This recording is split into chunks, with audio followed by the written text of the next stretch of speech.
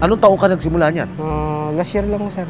March, ang alam ko, sir, maalala ko. Doon, nagsimula ka, sa ganun lang, kamo, kukuha ka lang ng picture, lalagay mo rin sa kumbaga, very basic.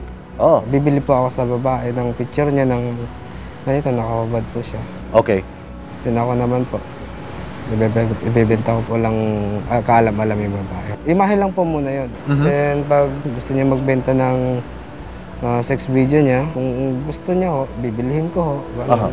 Sino yung kapareha niya ron? Minsan ako yung nagre-reto ng lalaki, minsan siya po yung naghahanap ng lalaki. Halimbawa, meron ng pares, may nabuo ng pares. Yung video ho, bibilin ko po. Ngayon, ibebenta ko din po ulit. Kadalasan, ano edad nito mga bata na ito? Nito mga babae na ito na ginagawa mong talent? 13 to 16 years old po, sir.